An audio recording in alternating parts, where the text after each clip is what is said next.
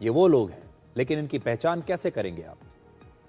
लाल किले की आतंक की घटना के आरोपी डॉक्टर उमर मोहम्मद नबी और डॉक्टर मुजम्मिल शकील की डायरी अब सुरक्षा एजेंसियों को मिल गई है और इस डायरी में 8 से 12 नवंबर की तारीख लिखी है, जिसका मतलब है कि इन तारीखों के दौरान आतंकवादी हमला करने की कोई प्लानिंग चल रही थी।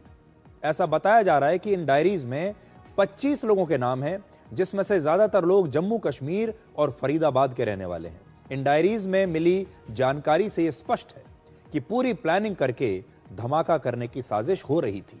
ये डायरीज फरीदाबाद में अल फला यूनिवर्सिटी में डॉक्टर उमर के कमरा नंबर 4 और डॉक्टर मुजम्मिल के कमरा नंबर 13 से मिली है।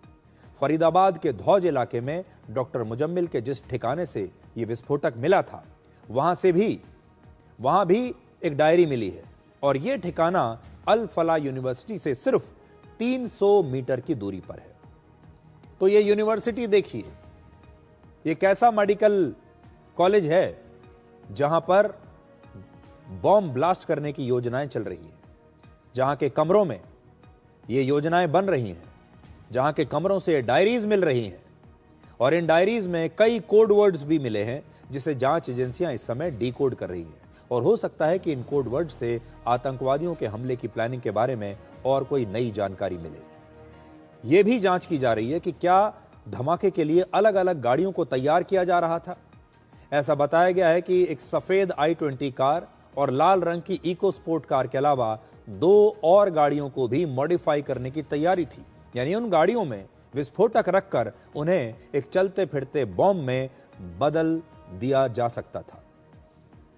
जांच एजेंसियों ने यह बताया है कि 8 आतंकवादी 4 अलग अलग शहरों में एक साथ धमाका करने की तैयारी में थे। हमला करने के लिए 2-2 आतंकवादियों के 4 ग्रुप बनाने की प्लानिंग थी। 2-2 आतंकवादियों के 4 ग्रुप, और हर ग्रुप के पास एक नहीं बल्कि कई बॉम्ब होते ताकि वो एक साथ कई धमाके कर सके। जांच में यह भी पता चला है कि ये हमले बहुत जल्द ही हो सकते थे।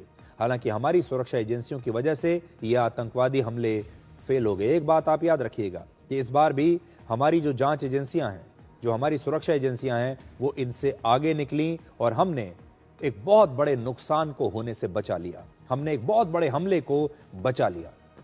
इन डॉक्टर्स ने आतंकवादी हमलों पर खर्च करने के लिए लगभग 20 लाख रुपए इकट्ठा भी किए थे और यह पैसा डॉक्टर उमर के पास था। इसका मतलब है कि उमर ही इन हमलों की फंडिंग को संभाल रहा था। आतंकवादी डॉक्टर्स ने फर्टिलाइजर से बम बनाने का एक फॉर्मूला बनाया था जिसमें फर्टिलाइजर्स का इस्तेमाल होता था। अल फला यूनिवर्सिटी के डॉक्टर उमर, डॉक्टर आदिल और डॉक्टर शाहीन के गैंग ने करीब 3 लाख रुपए में 2000 किलोग्राम NPK केमिकल फर्टिलाइजर खरीदा था और इसका इस्तेमाल खेती के लिए किया जाता है, जिसमें नाइट्रोजन, फास्फोरस और पोटेशियम होता है, जो किसी भी विस्फोटक की शक्ति को कई गुना बढ़ा देता है। NPK फर्टिलाइजर्स आसानी से बाजार में उपलब्ध है, जिससे कोई भी खरीद सकता है और इससे सुरक्षा एजेंसियों की नजरों से भी आप बच सकते हैं। अब आप सोचिए कि ये तो डॉक्टर्स हैं, ये कोई किसान नहीं है, खेती बाड़ी नहीं करते, और फिर भी इतनी बड़ी संख्या में ये फर्टिलाइजर इन्होंने क्यों खरीदा, क्यों इसे एक मकान में जमा करके रखा। डॉक्टरों ने अपनी प्लानिंग को सुरक्षित रखने की पूरी तैयारी की थी। डॉक्टर उमर ने एक ऐप होता है सिग्नल, यह टेलीग्राम की तरह ही एक ऐप है जिसे सिग्नल कहते हैं, विदेशी ऐप है, और उसने इस सिग्नल ऐप पर 2 से 4 सदस्यों को मिलाकर एक ग्रुप बनाया था। सिग्नल ऐप को बहुत सुरक्षित माना जाता है और सिग्नल पर भेजे गए किसी भी मैसेज को ट्रैक करना बहुत मुश्किल होता है और वो अपने आप डिलीट भी हो जाते हैं, यानी कोई सबूत भी बाद में नहीं बचता। तो सेटिंग में अगर आप जाएंगे तो इसमें वो अपने आप मैसेजेस डिलीट होते चले जाते हैं कुछ समय के बाद, और इसी सिग्नल ऐप का ये इस्तेमाल कर रहे थे। हमारे देश में अक्सर भारत से बदला लेने वाले या देश पर हमला करने वाले लोगों को भटका हुआ नौजवान कहा जाता है, लेकिन जांच एजेंसियों का कहना है कि अल फला यूनिवर्सिटी में काम कर रहे डॉक्टर उमर मोहम्मद नबी को जैश-ए-मोहम्मद में शामिल होने के लिए किसी ने बहकाया नहीं था, इसे किसी ने भटकाया नहीं था। डॉक्टर उमर खुद ही आज से 7 साल पहले वर्ष 2018 में जैश-ए-मोहम्मद के कई ऑनलाइन ग्रुप से जुड़ चुका था। 2018 से लेकर 2023 तक वो इन ऑनलाइन ग्रुप्स में जो भी कट्टरपंथी बातें शेयर की जाती थी उन्हें फॉलो करता रहा और इसकी चर्चा वो किसी से नहीं करता था। 2023 में डॉक्टर उमर ने जैश ए मोहम्मद में शामिल होकर आतंकी हमले करने का फैसला किया और खुद आतंकवादी बन गया। ये जो लोग हैं ये साइलेंट टेररिस्ट हैं, साइलेंट आतंकवादी हैं। ये अंदर से आतंकवादी हैं लेकिन बाहर से किसी को पता नहीं चलने देते। बाहर से ये एक शरीफ डॉक्टर दिखते हैं। और इसके बाद डॉक्टर उमर ने एक और ऐप है टेलीग्राम नाम से, आपने सुना होगा इसके बारे में भी। डॉक्टर उमर ने इस टेलीग्राम ऐप पर 15 ग्रुप्स बनाए और कुछ खास लोगों को इसमें शामिल होने के लिए इनवाइट किया। और इस समय जांच एजेंसियां ऐसे ही लोगों की तलाश कर रही हैं जो इन ग्रुप्स में भी शामिल थे। कल फरीदाबाद के खंडावली गांव से डॉक्टर उमर की एक लाल रंग की इको स्पोर्ट कार भी मिली थी, जिसे डॉक्टर उमर के ही एक रिश्तेदार ने वहां जाकर पार्क कर दिया था। और हो सकता है कि डॉक्टर उमर का यह रिश्तेदार भी उसके टेरर मॉड्यूल का हिस्सा रहा हो। 10 नवंबर को लाल किले के धमाके से पहले डॉक्टर उमर अपनी कार को लेकर दिल्ली के कई इलाकों में घूम रहा था। एक नई तस्वीर आई है जिसमें दोपहर 2:05 पर डॉक्टर उमर दिल्ली के कनॉट प्लेस में दिखाई दिया।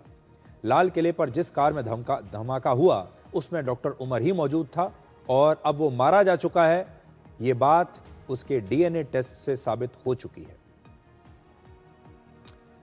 लाल किले पर आतंकी घटना के बाद एक भाई बहन की जोड़ी की बड़ी चर्चा हो रही है, जिसमें पहला नाम है अल फलाह यूनिवर्सिटी की डॉक्टर शाहीन सईद और दूसरा नाम है लखनऊ की इंटीग्रल यूनिवर्सिटी में काम करने वाले डॉक्टर परवेज अंसारी का। ये दोनों भाई बहन हैं। आज इंटीग्रल यूनिवर्सिटी में जांच एजेंसियों की एक टीम ने पहुंचकर पूछताछ की और अल फलाह यूनिवर्सिटी की तरह इस इंटीग्रल यूनिवर्सिटी में भी आतंकवादियों का एक स्लीपर सेल सक्रिय हो सकता है। इसकी वजह आपको बताते हैं। डॉक्टर परवेज वर्ष 2021 से इस यूनिवर्सिटी में काम कर रहा था और दिल्ली के धमाके से सिर्फ 3 दिन पहले यानी 7 नवंबर को इस डॉक्टर ने अचानक से इस्तीफा दे दिया और वो वहां से फरार हो गया। बाद में जम्मू कश्मीर पुलिस और यूपी की एटीएस ने डॉक्टर परवेज को गिरफ्तार किया। लाल किले पर धमाके से पहले डॉक्टर शाहीन और उसका भाई डॉक्टर परवेज लगातार एक दूसरे के संपर्क में थे और अपनी बहन के कहने पर ही डॉक्टर परवेज इस स्लीपर सेल में शामिल हुआ था। आज फरीदाबाद की अल फलाह यूनिवर्सिटी से ही डॉक्टर शाहीन की एक ब्रेजा कार भी मिली है, जिसकी तस्वीर आपके सामने है। HR87 इसका नंबर है। पुलिस को इसकी भी तलाश थी और आज जांच एजेंसियों ने इस कार की जांच की और ये कार भी हरियाणा में ही रजिस्टर्ड है। आज कानपुर के LPS इंस्टीट्यूट ऑफ कार्डियोलॉजी और कार्डियक सर्जरी के एक डॉक्टर को पुलिस ने गिरफ्तार किया है। तो सोचिए, एक और डॉक्टर पकड़ा गया।